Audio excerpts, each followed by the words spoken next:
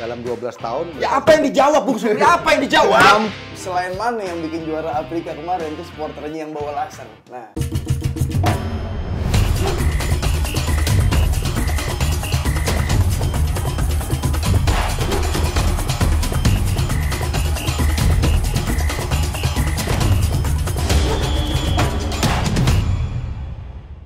Hai semua, salam Ransportainment. Wah, senang banget di sini akhirnya Ibnu Jamil bisa diundang di Ransportainment. Dan kita ini episode perdana untuk program Ransport Pildun 2022. Udah pasti ini adalah program yang akan membahas tentang berita-berita, fakta-fakta, data-data dan juga kejadian-kejadian menarik seputar Piala Dunia Qatar 2022. Dan udah pasti di acara yang prima kali ini ada bintang tamu dan juga narasumber yang sangat prima banget kalau udah ngomongin atau ngocehin tentang sepak bola. Siapa lagi kalau bukan Bung Supriyono Prima. Bung, apa kabar? Baik. Mantap. Udah lama kita ya? Udah lama banget.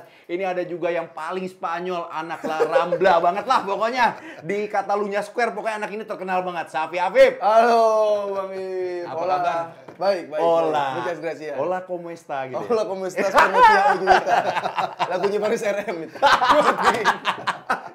Oke, nah teman-teman, gue mau ngingetin dulu ya, jangan lupa kalian untuk like, komen, dan subscribe YouTube channel dari Rans Entertainment dan juga Ransportainment. Itu dia, baru kali ini kita bakalan bahas tentang gelaran Piala Dunia Qatar 2022. Tapi sebelum kita ngomongin pertandingan ini, ngomongin dulu nih yang lagi happening, yang lagi viral di mana-mana di media sosial. Setiap gua buka opening ceremony tentang Piala Dunia Qatar 2022 yang dibilang sangat megah sekali. Mungkin kalau gua ngelihat kayaknya Qatar ini pengen banget nunjukin kepada dunia kalau Qatar adalah negara yang siap untuk menggelar hajatan sepak bola kasta tertinggi di dunia. Menurut lo gimana? Ya, memang sangat setuju ya, apalagi ini pekan edisi 22.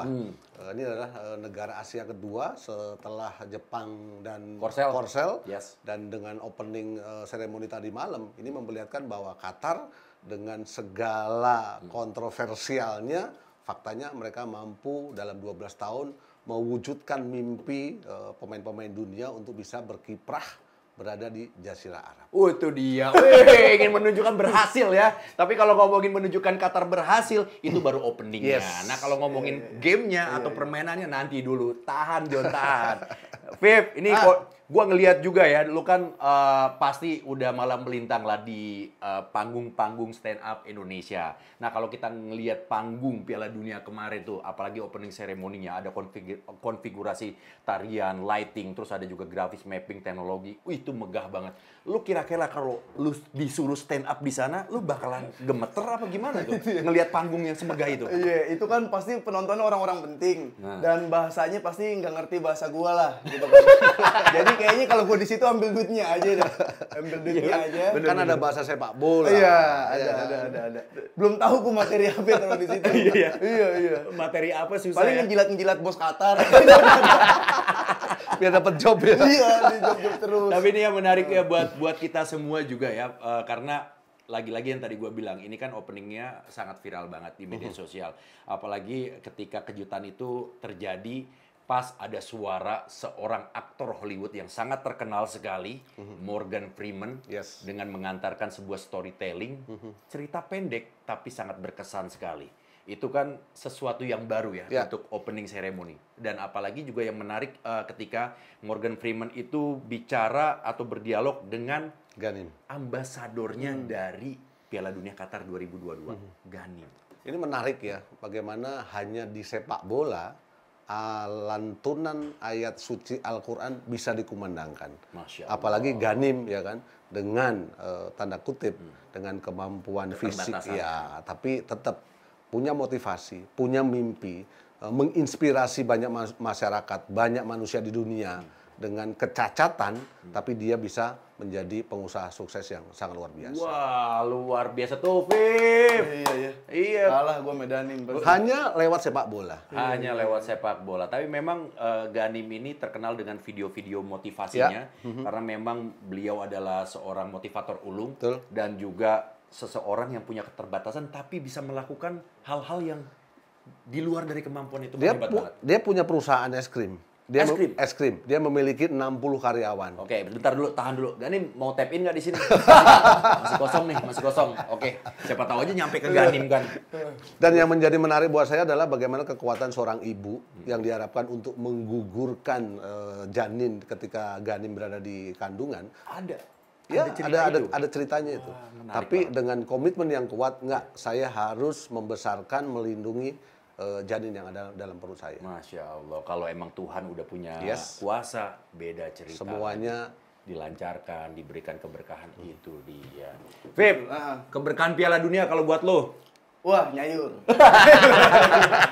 nyayur. Gayur. Tapi yang gue senang itu ya, maksud gue di setiap negara pasti punya culture-nya masing-masing Betul. gitu. Kayak dia ada danim, kayak ada yang harus Ganim, dikenalkan. ganim, ya. Nah, harus ada yang dikenalkan. Mungkin kalau di Indonesia tuh banyak juga sosok-sosok yang menginspirasi. Kalau Indonesia tuh udah siap dengan Piala Dunia, dia pasti muncul-munculin orang yang apaan tuh? Kayak gitu-gitu, ada orang yang mandi lumpur di TikTok. Orang-orang yang menginspirasikan ya. Lu udah pada nganggur mendingan kayak gue nih, banyak duit kayak gitu. Bener. Iya. Yang penting ketika lu bergerak aja itu udah merupakan usaha. dan memungkinkan catwalk-nya Citaya masuk juga dengan pakai jersey. Iya kan? Iya, benar. England, ya kan? Benar. Brazil, ya kan? Brazil, waduh, itu menarik banget ya kalau kita ngomongin tentang seputar opening ceremony dari Piala Dunia Qatar 2022. Udah gitu juga banyak kan yang tadi Supri gue bilang kontroversial tentang Qatar ini. Iya. Hal apa yang paling kontroversial mungkin selain Ya, walaupun Sepp Blatter mengatakan memutuskan Qatar itu adalah kesalahan, tapi ya kan mereka bisa menjawab. Dalam 12 tahun mereka ya apa yang dijawab, Bung Supri? Apa yang dijawab? mampu untuk mendirikan stadion yang luar biasa. Dengan AC. Saya tahu kuncinya kalau untuk mendirikan stadion yang luar biasa. Pakai kuli-kuli yang mahir. Nah, kalau kuli-kuli yang mahir itu Tapi kan dengan caranya gimana? Uang, betul. Qatar punya semua itu, ya kan? Iya. Dan terbukti tadi malam, ya kan, dengan Al-Bayah dengan kapasitas 60.000 penonton full. Artinya banyak sekali pencinta sepak bola datang di acara opening ceremony. Nah, Tapi itu ya yang lebih seru adalah apa? openingnya adalah itu lebih seru dari pertandingan Qatar lawan Ekuador. Yang penting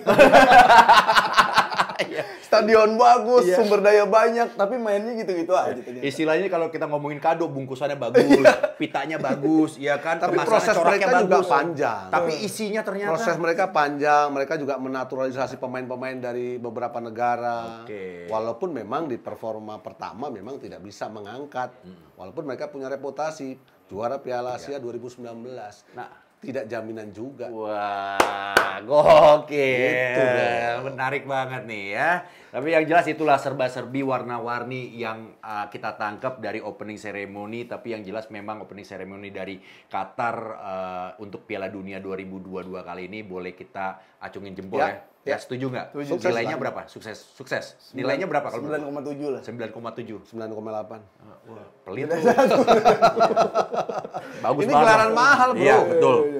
Pokoknya selamat untuk Qatar. Akhirnya Qatar sukses menggelar opening ceremony untuk gelaran atau hajatan sepak bola tertinggi di dunia, Piala Dunia 2022. Nah, selanjutnya kita akan bahas lagi tentang sesuatu yang lebih menarik, yaitu match-nya. Jangan kemana-mana, tetap di sini ya.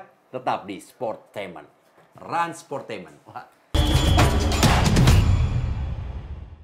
Yes, kita kembali lagi bersama gue Ibnu Jamilo di Rans Sportainment untuk Rans Sport Pildun 2022. Sorry nih, programnya masih baru di lidah jadi belum hafal. Tapi kalau misalnya dikasih tiap hari program ini, wah pasti lancar. Belum tentu. Kalau udah tap in, lancar-lancar. Arafi, siap pokoknya. Siap di calling sama Arafi. Nah, ini saatnya kita sekarang bahas tentang match pertama ya. Laga pembuka, Qatar versus Ekuador. Qatar di sini berangkat sebagai juara bertahan Piala Asia. Artinya jagoannya Asia nih bertanding akhirnya. Ya. Tapi kalau kita lihat pertandingan semalam, waduh, kok bisa gitu loh, kok bisa seperti itu? Gue curiga nih, Qatar nih ditipu sama IO-nya. Ditipu. Ini ada pelatih bagus, lulusan La Masia, coba aja pakai. Waduh. Pengalamannya nggak tahu. Ya sebelum gua nanya teknisnya sama Iya, lo, iya, ya. iya, iya. Gua nanya dulu sama lo, Mip. Lo apa yang lo tangkap dari pertandingan semalam Ekuador Qatar? Iya itu dia, gue kan ngelihat opening ceremony pas petasan muncul. Kayaknya lebih seru pas petasan muncul. Itu besan dateng tuh. Besan datang palang pintu. Habis itu. Nah itu dia, gue bilang Qatar kan pelatihnya juga ada yang bilang lulusan La Masia, nerapin apa dari total football juga di Belanda. Cuma apa yang ditunjukin gitu secara fundamental juga. Mending target Qatar diturunin deh, jangan menang. La Masia itu Barca, bos. Ya, tapi itu dia dibong-bongin sama IO kayaknya. Ini ada pelatih bagus. Iya, agent. Nah, mendingan kayaknya saran gue kayak Qatar tuh harusnya turunin ekspektasi buat menang lawan musuh gitu. Targetnya adalah passing nyampe ke temen aja dulu. Oh, passingnya. Iya ampun. Salah-salah. Itu ekspektasi dari Safi. Ya nggak apa-apa, Dari Afif. aman itu. Iya. Cuman kalau menurut lu gimana? dari kacamata gua adalah Ya kacamatanya di sini, Bung. walaupun proses tidak akan mengkhianati hasil, Ya. kita harus juga mempercayai bahwa tradisi, kemudian sejarah itu juga penting di dalam turnamen besar seperti Euro, World Cup, ya kan? Dan untuk membangun sebuah tim ya. Yes, apalagi 12 tahun mereka sudah mencoba untuk mempersiapkan tim dengan banyak mencari atau mengambil pemain-pemain dari negara-negara lain dengan dinaturalisasi, tapi dengan kemampuan mereka dengan tradisi yang belum kuat. Mampu di mana? Mampunya. Mereka mampu juara untuk Piala Asia 2019. Nah, itu pertanyaan buat Itu saya. Kenapa jaminan. dia bisa jadi juara Piala Asia? Itu Lawannya sebenarnya Jepang, Bung. Kalau kita lihat Jepang permainannya lawan Korsel, lawan Jepang dan Korsel jauh banget levelnya. Itu sebenarnya jadi jaminan. Oke. Itu harusnya jadi motivasi mereka. Apalagi mereka bermain sebagai tuan rumah. Tapi kembali lagi bahwa mentalitas mereka di event di ajang sebesar Piala Dunia memang belum sebesar ketika mereka menjuarai Piala Asia 2019. Gue punya gosip. Apa tuh? Jangan-jangan Qatar juara Piala Asia karena Duit tuh. tangannya gatel. Tapi ya itu dia loh. Gua tidak mau berbicara itu. Oh, jangan dong, harus bicara dong di sini. Tapi yang terpenting buat saya adalah ketika bermain 90 menit tidak ada total tembakan yang on target, artinya mereka akan sulit untuk bisa cetak gol. Ya, itu dia ya. Iya kan? Intinya Berbicara taktikal berarti nggak jalan. nggak jalan. Iya kan? Nggak berkembang cara Iya. bermain mereka. Apalagi tren sepak bola sekarang dengan high pressure yang dijalankan oleh Ekuador, para pemain Qatar sulit untuk melakukan build up play. Nah, kalau ngomongin Ekuador nih, Ekuador di pertandingan perdana boleh dibilang ya start yang sangat sempurna. Perfect start untuk Ekuador, 2 gol tanpa balas. Iya, kalau membandingkan Qatar jelas ya 4 kali tahun ini untuk lolos ke Piala Dunia. Ekuador. Iya, dan Apalagi Ekuador ada juga- pemain-pemain yang berkiprah di Eropa. Betul. Valencia sudah menjawab dengan 2 gol. Ya, Walaupun 1 golnya dianulir. Ener Valencia. Ya, artinya experience, ya kan, pengalaman setiap individu bermain di Liga Eropa itu akan mematangkan dia sehingga dia terpilih untuk bisa bergabung di tim nasional di ajang sebesar Piala Dunia. Boleh nggak sih kalau gue simpulin, kayaknya Ekuador ini salah pilih lawan. Emang nggak layak aja sebenarnya Qatar ini ada di Piala Dunia untuk timnas Qatarnya. Bukan karena tuan rumah dia. Iya, kan? bukan karena tuan rumah, ini di luar dari tuan rumah. Tapi gue Tapi melihat dari Afrika sisi Selatan permainan. pernah menang kok kalau Nah, nggak itu salah. dia. Ini kan tim pertama Ya. yang kalah sebagai laga pembuka dan tuan rumah. Dan hanya Ten Kuwait. rekor berarti kan deh. Dan hanya Kuwait yang mampu ditahan Ceko 1-1 di 1982. Tapi kan tidak kalah, Bung. Betul. Iya, artinya ini tim pertama loh yang kalah. Mentalitas mereka belum siap untuk bisa Apa karena cuma berkiprah. gara-gara mental? Faktanya, Menurut lu, Vip? faktanya 90 menit mereka kalah 2-0. Mental apa Banyak skill? nih, banyak semuanya. Lu lebih tega loh ternyata lu ya. mental kalah. Ini lu bilang fundamental, passing salah. Passing salah. Dia kan banyak diisi sama pemain Al-Sadd. Al-Sadd kan habis dipegang Safi. Iya. Dan dia pasti punya DNA Safi di situ. DNA Safi kan kita tahu semua Iya. DNA Safi adalah gugur di fase elit-elit kan. Gugur di Dan Felix pun juga belum punya pengalaman Iya. di ajang internasional juga. itu dia. Sama banyak Walaupun DNA-nya sudah dibentuk, DNA tiki taka, tapi nggak jalan, Bos. Nah iya itu dia kayaknya bener-bener kurang tenang, paniknya kayak Iya. kita lihat ya Estupian tuh di viral bener-bener matang di situ, Valencia matang di situ, main bisa minimal tenang lah. Berbeda dengan Estrada. Gue curiga Valencia itu bukan di mateng sana. tuh malah justru Tapi- kematangan. Cenderung bonyok kayaknya. Emang 30-an. Nah, pemain siapa? Qatar dapat bola di belakang, tendang ke depan. jauh. Kayak berharap jauh pasti dapet. Kayak nggak punya visi ya Iya. permainannya. Terus ada yang bilang juga si Akram Afif tuh kan Akram katanya Afif. pemain terbaik lari-lari. Loh, Iya. jagoan gue Ya kan kayaknya. nggak dapet suplai. Ya itu kan memperlihatkan bahwa Felix tidak memiliki coach influence, dalam arti kata di saat mereka tertinggal 0-1 ya kan, mereka tidak mencoba untuk mencari pemain yang tepat. Minimal mereka tidak kebobolan lagi, dan untuk attacking pun mereka juga sangat sulit. Nggak ada satu tendangan pun yang on target. Iya, tapi tetap mereka punya peluang ya. Gua nggak tahu nih seberapa besar peluangnya, tapi yang jelas ada Almus Ali ya mendapatkan peluang emas dari usai menerima umpan matang dari Hasan Al Haidos. Terus juga ada ini peluang emas juga didapat sama Muhammad Muntari di menit 89. Dari 5 sampai 15 menit awal kita sudah tahu bahwa kekuatan Kita enggak, gue belum tahu. saya sebagai pelatih. Oh iya kan kita. Saya udah tahu kekuatan lawan. Yes. Artinya saya akan mencoba memutuskan hal yang realistis. Yaitu Tunggu setengah lapangan, kemudian di saat mampu merebut bola counter, tapi dari sisi flank, sayap. Jangan sampai ada ruang, ada celah yang bisa dieksploitasi oleh lawan. Jadi artinya utamakan kedalaman Kedalaman pertahanan untuk bertahan, kemudian dapat bola. rebut bola, counter, itu pun targetnya adalah flank kanan, flank kiri. Jadi boleh dibilang semalam Qatar itu permainannya bunuh diri dong. Bunuh ya? diri. Terlalu buka Terlalu ruang. berani untuk mencoba bermain terbuka, sehingga dengan kemampuan pemain-pemain Ekuador, lini tengah mereka nggak siap. Iya, padahal Qatar itu dilarang untuk buka-bukaan. Iya kan? Peraturannya iya. Iya. Kalau lu jadi pelatih gimana, Bib? Iya. Kalau lu jadi pelatih Qatar tuh, lu kira-kira lu bakal ngapain tuh? Lu punya kedalaman squad seperti itu, tema konsep atau filosofi bermain yang juga masih belum matang banget. Dan mencoba untuk melakukan rotasi walaupun harus mengorbankan pemain yang memiliki tipikal menyerang.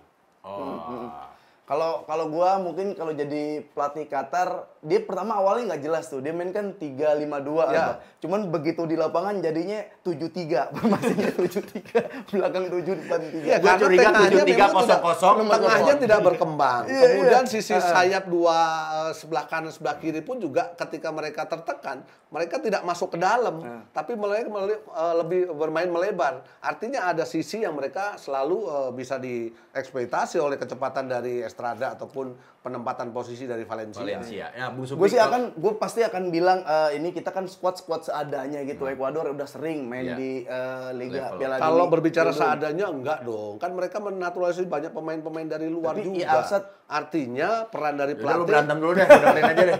peran dari pelatih untuk menaturalisasi pemain itu kan juga sangat kuat untuk memaksimalkan game plan dia. Nah, ini gue yakin teman-teman Rans Sportainment pasti pengen tahu nih, kira-kira nih di locker room ketika itu waktu istirahat, pelatih tuh ngapain aja ya untuk ngasih motivasi. Contohin aja, Pri. Misalnya lu pernah waktu di pertandingan Primavera lawan apa, ini pelatih ngomong begini.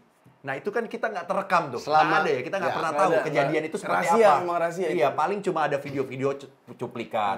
Ya, selama ini yang disampaikan ke kami dalam locker room pasti ujungnya adalah memotivasi. Motivasi. Ya kan, jangan melihat lawan dengan peringkat, jangan melihat skill individu dengan rasa nervous, kemudian underperform, underestimate segala macam. Ujungnya adalah aplikasikan apa yang sudah kita latih, ya kan, untuk bisa berhadapan dengan mereka.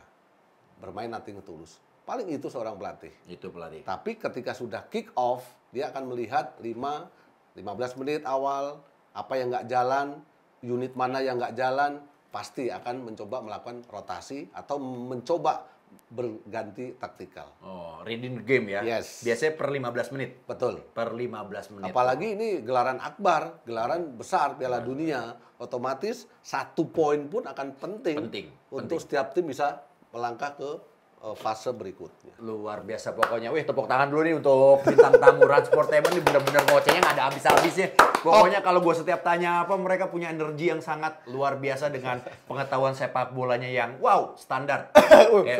Sabar, belum habis. Standar internasional. Gokil gak tuh? Nah, itu dia. Jamilo, ya kan? Kita ngomongin tentang Piala Dunia Qatar, opening seremoninya juga wah banjir pujian. Tapi di pertandingan Qatar lawan Ekuador juga banjir kartu kuning. Ada 7 kartu kuning, 3 untuk Qatar, 4 untuk Qatar dan 3 untuk Ekuador. Nah, buat teman-teman Rans Sportainment, kita masih lanjut lagi ngoceh-ngocehin tentang sepak bola Piala Dunia di Rans Pildun 2022. Jangan kemana-mana.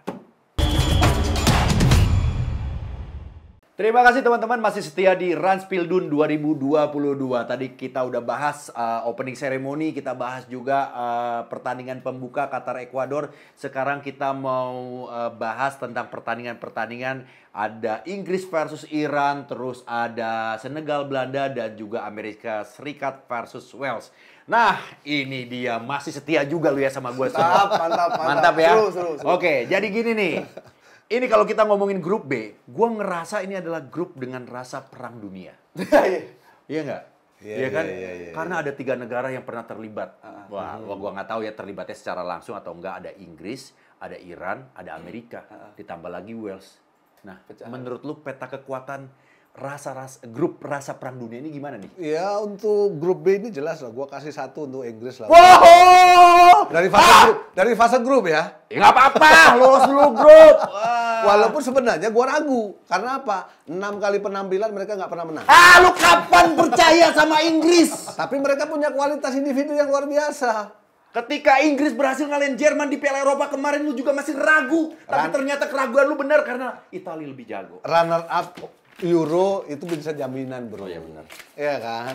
Tapi untuk fase berikutnya, Gareth Southgate harus tepat dalam memilih pemain di starting 11. Itu aja pesan gue. Wah, wih dipesan. Oh, Southgate tuh dipesan. Nonton ya, nonton ini ya. Coach Supri tadi bilang ya, lu harus pilih tepat starting 11 yang setelah lolos dari fase grup. Oh, setelah lolos dari fase grup. Fase grupnya gampang lah ya, enteng ya Inggris ya, lah. Harus melawan Iran dulu menang.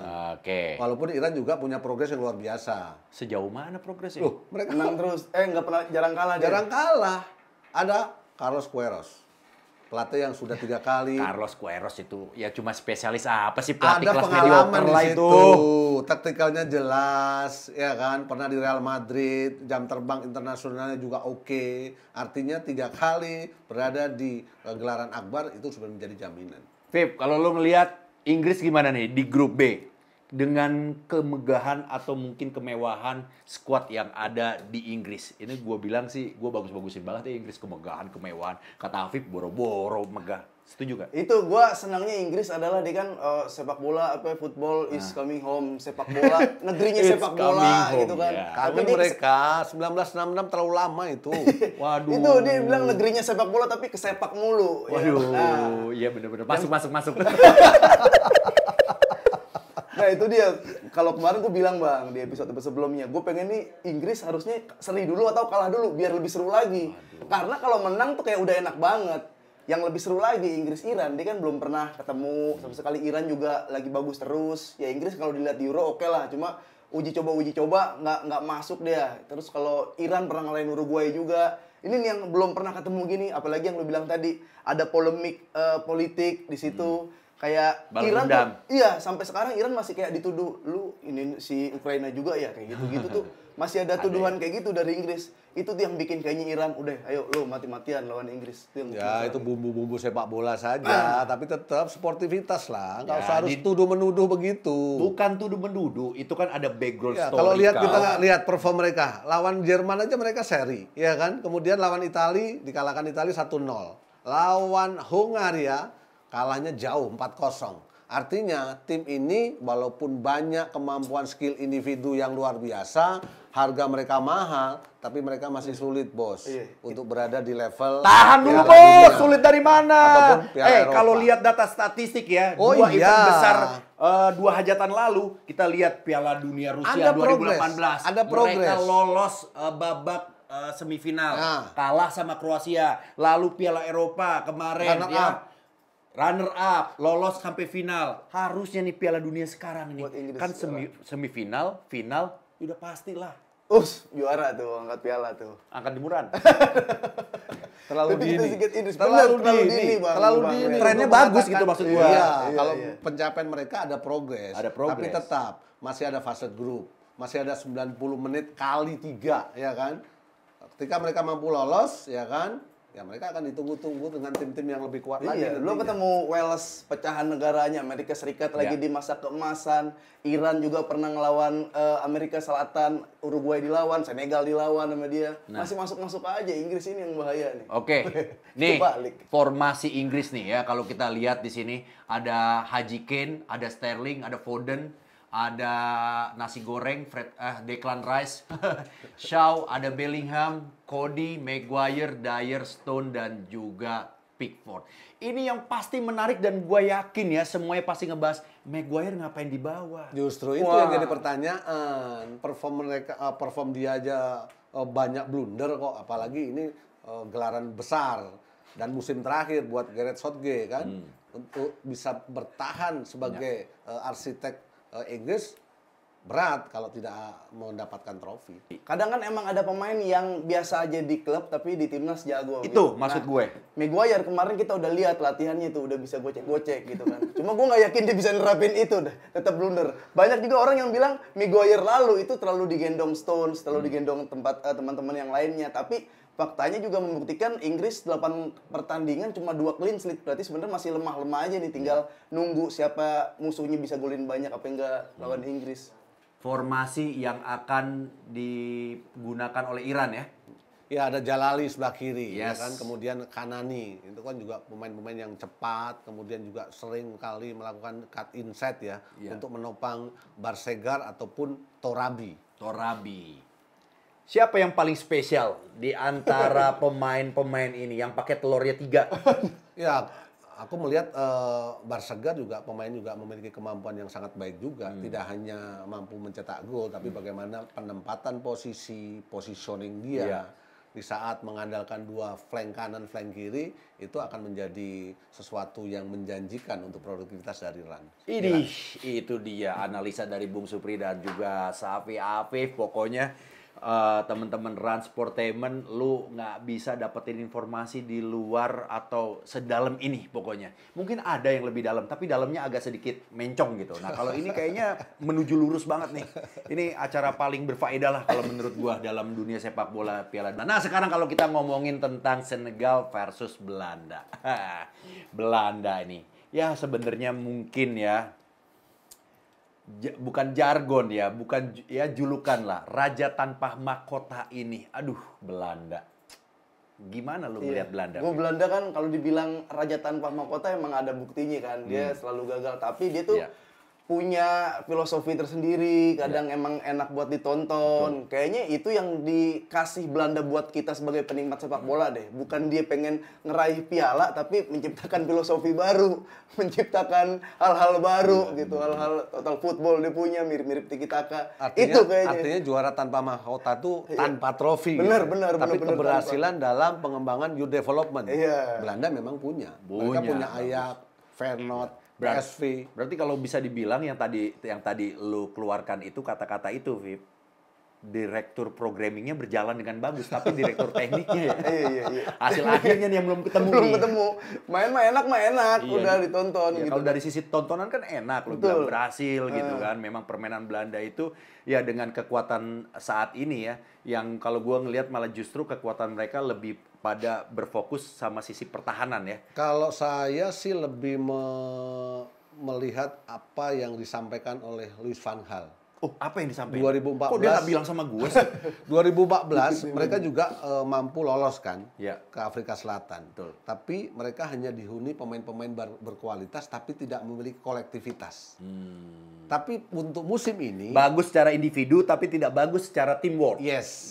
Tapi musim ini individu-individu memang tidak semengkilap 2014. Ya. Tapi tim ini memiliki kolektivitas yang sangat baik. Momentum sekarang akan bisa menjadi penawar kegagalan 2 musim gelaran besar, Ya. Piala Eropa dan Piala Dunia. Nih, kedua negara ini kan baru pertama kali sejarah ketemu, ya kan? Sama dengan Inggris dan juga Iran. Yes. Ini sama-sama baru pertama kali ketemu. Biasanya nih, Pri, Ya. Bung Supri ketemu sama lawan yang baru pertama kali ketemu, kira-kira kesulitannya apa sih? Pastinya kan untuk mengenal taktikal dari lawan ya. Tapi dengan nama besar Belanda, Ya. gua pikir untuk pertandingan pertama lawan Senegal tidak akan sulit. Tidak akan Dengan kemampuan dan skill yang dimiliki oleh individu dari Belanda. Tapi Senegal Kita juara lihat Piala mereka- Afrika loh. Afrika. Mereka mampu menang kok lawan Belgia, ya kan? Oke, tadi ya hasil pertandingan dari Belanda menang lawan Belgia, ya kan? Kemudian Ya. mereka juga menang lawan Polandia. Artinya Wales pun juga dikalahkan dengan skor 2-1. Ya. Tim ini berprogres. Improve. Yes, tim ini memiliki kemampuan dan kedalaman skuad yang bagus. Ya. Tapi Belgia juga semalam kalah sama si Mesir. Iya ya. Mesir kalah, Poland juga kalah sama Senegal. Kalau berbicara Belgia kan walaupun sekarang bisa dikatakan inilah generasi emas mereka, tapi untuk mentalitas dalam meraih gelar trofi sangat sulit ya. Menurut gua mereka generasi emas Euro Belgia juga udah gagal. habis di Tahun tahun kemarin. 2018. Iya, Tapi udah hilang. secara individu mereka laku di liga-liga Eropa.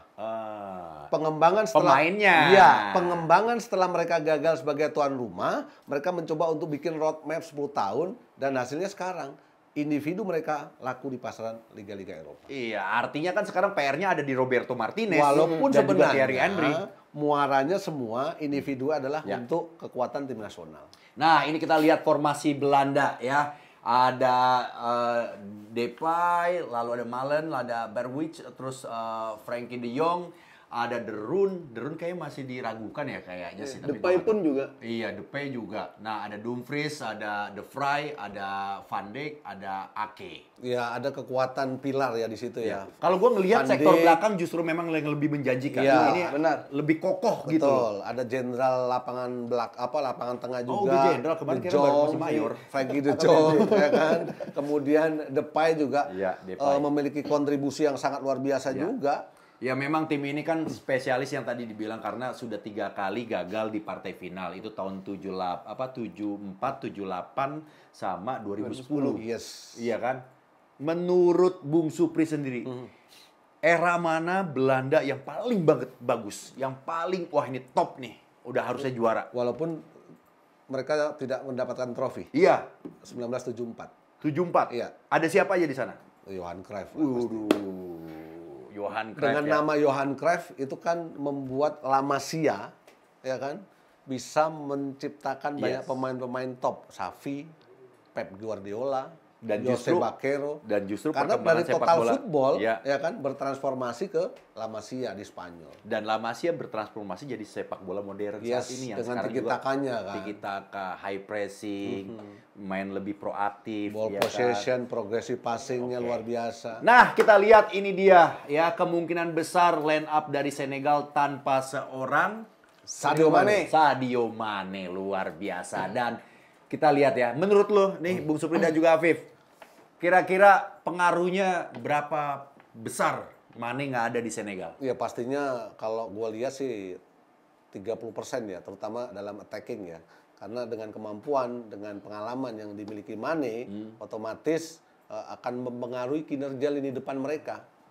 Walaupun ada Guaye, ada Mendy, Mendy, ya kan? yes. Tapi Mane Sar. sebenarnya bisa membuat pembeda, bisa menjadi warna, dan bisa menjawab untuk bisa berkontribusi besar di gelaran Piala Dunia musim ini.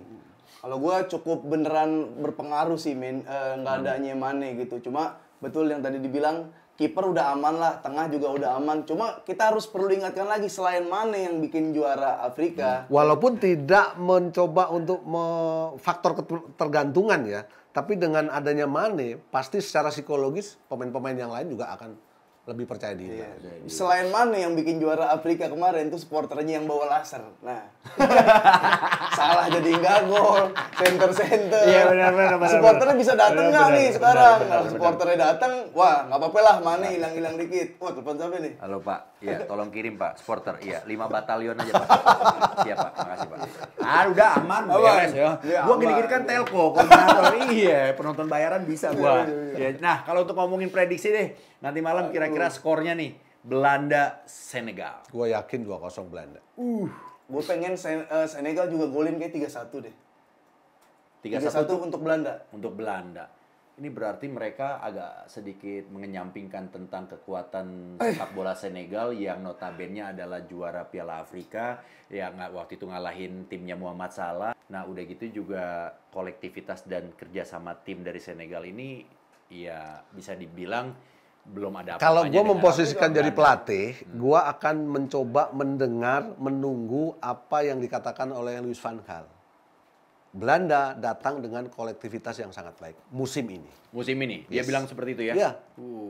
Artinya bisa jadi dia adalah pelatih yang jago selain strategi ya, memotivasi lawannya. Dan mengenali memotivasi timnya sendiri. Dan mengenali karakter setiap individu, Yes. sehingga setiap individu dipanggil untuk bisa menjalankan game plan dia. Ya itu yang memang, itu kan kejadian juga sama Ten Hag dan juga Ronaldo. Menurut gua ya, buntutnya. Bukannya manajemen Iya, yang beli. buntutnya. Maksud gua gini, lu seorang pelatih MU yang takutnya bagus. kayak Indonesia. Pembelian pemain bukan karena pelatih, tapi manajemen. Atau karena cuan. Waduh. Panjang banget nih kalau ngomongin emang masalah itu ya. Kayak apa ya, Viv ya? Magnetnya tinggi banget. Iya, kayaknya udah gatel Udah banget bareng pengen terus, bahas. pasti. Jadi kayaknya kita ngerasa punya paradigma yang pasti bener gitu loh. Ya lu punya, gue punya, netizen lu aja punya. Gitu. Kagak Bang, nggak begitu Bang. Wah. Akhirnya yang netizen sewot gitu. Pada sewot. Nah, kalau yang jelas nggak bikin sewot adalah nih pertandingan Amerika Serikat versus Wales. Kira-kira sesewot apa permainan mereka nih? Lo ngelihat gimana, Vi? Ya yang bikin penasaran nih adalah kan generasi emas Amerika lawan beberapa pemain senior dari Wales gitu kan. Ini pemain senior kayak Bell masih oke gak gitu di depan, larinya masih kenceng Nah, gak? kalau menurut lo? Ya dia udah lumayan turun banget semenjak pindah dari Madrid tuh udah turun, lumayan turun. Ada Ramsey juga di tengah yang udah nggak terlalu kelihatan banget lah gitu. Sementara si beda di tengahnya Amerika tuh kayak Reina lagi oke juga, ada Sergio Nyodes yang larinya kayak Reina. curut kalau panasan. Betul, Costa. Iya. Nah, Costa gitu. Jadi ini gue menarik banget nunggu. Gue malah lebih seneng lihat Amerika nih, karena peluang-peluang Amerika secara kedalaman bisa dibilang lebih oke dari Wales. Apalagi setelah Piala Dunia Qatar mereka jadi tuan rumah. Ya. Iya kan? Menurut lo, Pri? Mereka bakalan berprogres sejauh ya. apa nih Ya, Amerika? Amerika berprogres ya, tidak hanya individu yang berkiprah di Liga Eropa, kompetisi mereka juga berjalan dengan sangat baik. Pengembangan pemain-pemain muda mereka juga berjalan dengan luar biasa. Apa parameternya mereka pengembangan sepak bolanya? Lolos di Piala Kejuaraan CONCACAF. Dan mereka juga memberikan kontribusi seperti Christian Pulisic. Kemudian ada Watson yang bermain untuk Juventus, ya kan? Ben Johnson juga. Gue pikir kok obat. Taylor Adams, ya kan? Watson, ya. Ini kan juga pemain-pemain yang sejauh ini memiliki pengalaman yang sangat baik sehingga aura tim ini juga akan kebentuk dengan mentalitas yang sangat kuat. Sama ada satu lagi jagoan gua Bang. Ini gua pernah ketemu sama orang langsung. Yunus Musa namanya. Yunus Musa. Ketemu di mana lu? Di Valencia, Sportiva. Ya lu kagak salamin dari gua. Ya suruh sparring lah Iya, timnya sparring lawan nanti lawan kita lah. Sama selebriti. Iya, sama selebriti. Dan musim timnya ini pun juga Raffi. Iya. pemain-pemain muda banyak sekali yang dimaksimalkan di World Cup Qatar ini. Itu bakal jadi pertandingan yang emosional banget buat Yunus Musa menurut Iya. gue Bang. Dia lagi pengen ngebuktiin sesuatu. Iya. Dia kan ya lahirnya di Ghana gitu, terus gede di Inggris, usia Inggris muda dia udah masuk. Sekarang dia berhadapan sama orang-orang tersebut. Itu patut ditunggu tuh. Dan satu lagi yang membuat tim akan lebih kuat adalah tim yang memiliki satu kedalaman skuad yang baik. Yang kedua adalah memiliki transisi yang luar biasa. Nanti malam udah prediksi aja, Vip. Kira-kira berapa? Skorlah langsung lah. Gua 2-1 buat Amerika. 3 gol ya? Iya. Yang mau pasang over deh mending. Daripada kalau cuma 2,5 sih mending over. 2-0. 2-0. Oh berarti Wah, ini under nggak nih. boleh. Under nih ya. Buat teman-teman yang lu mau main 2-0 buat siapa ya? Amerika dong. Jadi ini semua mengenyampingkan seorang Gareth Bale. Udah habis lah. Serius? Iya. Larinya udah turun. Setiap pemain punya waktu. Setiap Di pemain punya level- masanya. Iya. Setiap masa punya pemainnya. Itu kan Well, mau bilang itu kan udah selesai. Iya. Iya. Karena di Real Madrid nggak pernah dipakai. Nggak pernah dipakai. Menurut lu dia salah pilih tim atau dia memang performnya sudah turun? Tidak sesuai kebutuhan. Masa sih? Iya. Pas di Madrid. Yes. Iya pasti Madrid. Lu setuju nggak kalau dia tidak sesuai dengan Dia kebutuhan Madrid? dia bukan pemain yang nggak bagus, tapi pemain yang tidak sesuai kebutuhan. Lu inget sama Enggak, gua lupa. pemain Liverpool yang pernah main di Inter Milan? Liverpool di Inter Milan. Akhirnya dia bisa juara di Bayern. Oh, Coutinho. Coutinho. Kurang keren apa dia? Nah, tapi Bale pernah juara kan? BBC Enggak, maksud aman. gua adalah Coutinho bukan pemain yang nggak bagus. Tapi, Iya. Tapi sesuai setelah dia pergi dari Liverpool, ya kan, dia tidak mendapatkan menit bermain di Barcelona. Akhirnya dia dipinjamkan ke Bayern. Betul. Artinya Coutinho tidak sesuai dengan kebutuhan pelatih yang ada di Barcelona. Nah, tapi Ya Coutinho terus itu kalau flop dari nggak sesuai awal. dengan kebutuhan ngapain dibeli? Enggak bang, bedanya kalau Coutinho Menit tuh flop dari bermainnya awal otomatis dia. nggak dapet dong dia. Itu sebuah resiko gambling ketika dia harus beli pemain yang bagus katakanlah di level itu, di masa itu, tapi dengan taktikal yang berbeda, pelatih tidak Ya, membeli dia. kalau ini gue nggak terlalu setuju nggak nih. setuju, lu Iya, gimana? karena kalau Coutinho tuh emang flop dari awal. Kalau Bale tuh sempet Enggak, pertanyaan jadi gua BBC adalah dulu. Coutinho bagus nggak? Coutinho bagus, Tapi tidak dapat menit bermain di Barcelona. karena emang dari awal nggak masuk. Tidak sesuai kebutuhan, Bos. Nah, berarti. kalau Bale kan sempet Bukan juga berarti tidak BBC. Udahlah, lu berantem aja lah. sempet cedera. Gimana Dia sempet Dari cedera. tadi udah bahas pertandingan nih sama komentator yang masih pada debat tentang Coutinho itu bagus apa enggak, sesuai kebutuhan apa bukan. Maksud gua Kan mainnya di adalah Brazil ya? kita harus memberikan edukasi kepada pelatih. Tidak semua pemain Ya tapi hak apa lu untuk memberikan edukasi? Pelatih-pelatih Anda Indonesia. pengajar. Pelatih Indonesia, Oh, Bos. pelatih Indonesia, betul. Tidak semua pemain bagus Yes. pasti akan mendapatkan tempat di starting 11. Iya benar. Ya ini pandangan yang menarik ya buat gue ya dari kedua komentator Rans Sportainment ini, ada Afif dan juga ada Supri tadi. Mereka berdebat seru banget dan itu adalah perdebatan yang menurut gue berkualitas. Mereka punya pandangan masing-masing, punya paradigma masing-masing yang menguatkan pendapat satu dengan pendapat yang lain. Tapi balik lagi, itu semua lo lihat, lo cerna, lo mau telan mentah-mentah, lo setuju atau enggak, itu balik lagi semuanya terserah sama lo. Tapi yang jelas kita di sini udah ngebahas dengan para komentator handal. Nah kali ini juga Rans Sport juga punya seseorang yang misterius yang akan ikut memprediksi siapa yang akan memenangkan pertandingan nanti malam. Ini dia.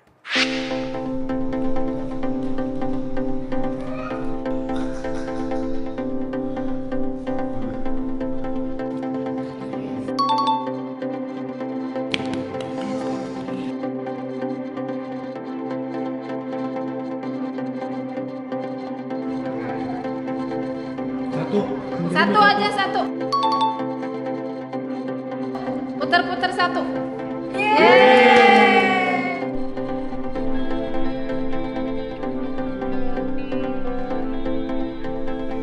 Langsung satu gol. Nah, itu dia tadi prediksi dari Cipung. Apakah tebakan Cipung benar atau justru sebaliknya? Kita tunggu aja pertandingan nanti malam ya. Sama kayak lu tadi pendapatnya. Siapa yang benar kita tunggu aja nanti sejarah yang menentukan. 90 menit. Oh, 90 menit. Nanti malam kan masih ada 90 menit. Ya emang pertandingan 90 menit, Pre kan gitu ya. Nah, untuk para penonton setia Rans Sport Pildun, kita mau bagi-bagi hadiah. Bagi-bagi hadiah.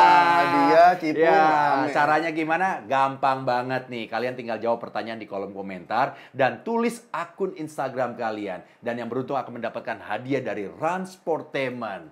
Pertanyaannya adalah, nih simak baik-baik ya.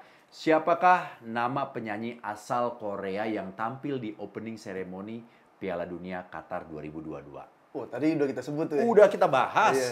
Iya. Bukan Ibnu Jamil yang jelas. Ya, suara gua soalnya do semua. Nggak ada re mi fa solnya, nggak ada. Dan Belum beli soalnya. Hip hop ya. Oke, aduh gila nih, seru banget ya. Waktunya. Ngomong kayak gini bisa ditambah lagi nggak sih? Nggak terasa ya ternyata katanya udah habis. Nanti kita sambung lagi dan yang jelas buat teman-teman Rans Sportainment, terima kasih ya untuk para komentator yang sudah hadir, yang udah Sama-sama, ngoceh-ngoceh sama Ibnu. kita. Sama. Mudah-mudahan tadi ocehannya bisa mengandung edukasi yang sangat dibutuhkan sama teman-teman semua. Dan juga buat teman-teman jangan sedih, kita akan kembali lagi besok. Ada program Rans Sport Pildun 2022. Sampai jumpa dan salam Rans Sportainment. Sikat John, mantap. Mantap.